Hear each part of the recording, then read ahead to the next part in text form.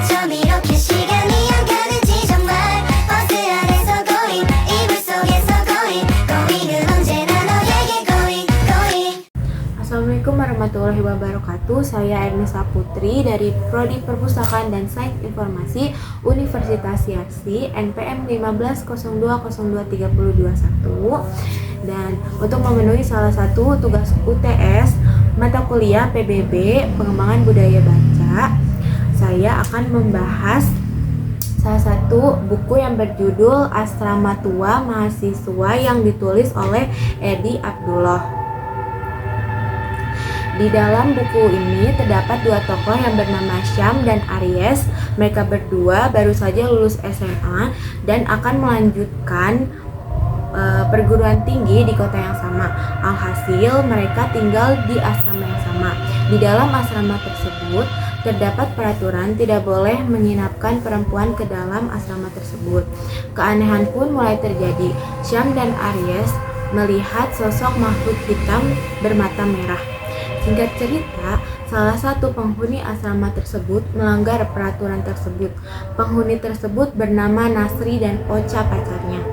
Dan atas musyawarah para penghuni asrama, mereka sepakat bahwa Ocha akan diantar pulang oleh Nasri. Di pertengahan perjalanan, Ocha melihat makhluk hitam bermata merah tersebut dan akhirnya mereka kecelakaan dengan cara yang mengenaskan.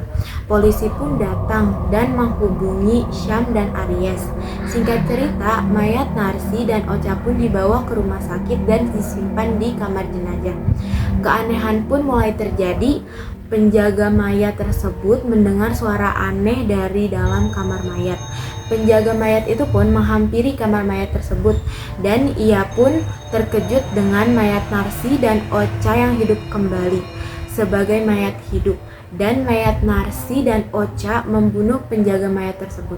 Singkat cerita, mayat Narsi dan Ocha pun dibawa pulang ke rumahnya masing-masing diiringi oleh polisi, Syam dan Aries. Di tengah perjalanan, mereka pun terkejut melihat mayat Narsi dan Ocha yang hidup kembali dan membunuh semua orang yang ada di ambulan tersebut. Orang yang dibunuh oleh Nasri dan Ocha, kepalanya pecah dan mengeluarkan hewan yang aneh. Polisi, Syam dan Aries pun pergi meninggalkan kota tersebut dan menemui salah satu teman polisi, yaitu seorang astronot. Astronot itu pun bercerita bahwasanya dulu saat ia menjadi astronot, ia mengambil sampel tanah yang ada di luar angkasa dan membawanya ke bumi. Sampai di bumi, tanah tersebut berubah menjadi hewan yang mengerikan. Singkat cerita, astronot tersebut, polisi, Syam dan Nasri pergi kembali ke kota tersebut dan mereka dikejutkan dengan kota yang mati dan banyak sekali mayat hidup dan banyak makhluk yang aneh. Ceritanya sampai di situ aja. Kelebihan dari buku ini yaitu buku ini sangat rekomendasi dibaca pada waktu senggang sebagai hiburan karena ceritanya yang menarik.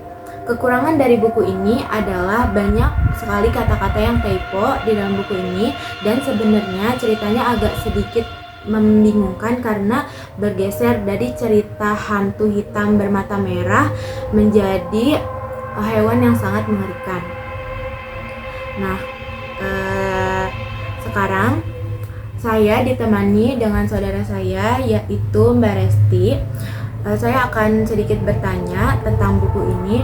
Apakah buku ini menarik dan rekomendasi untuk dibaca? Dari cerita yang telah diceritakan tadi, buku ini lumayan sangat menarik ya ceritanya, karena banyak sekali kejadian-kejadian yang tidak disangka-sangka dalam buku tersebut. Lalu menurut saya buku ini rekomen untuk dibaca pada waktu luang saja, untuk menjadi hiburan-hiburan di saat tidak ada kegiatan. Nah, sekian dari kita berdua. Jika ada salah kata mohon dimaafkan. Wassalamualaikum warahmatullahi wabarakatuh.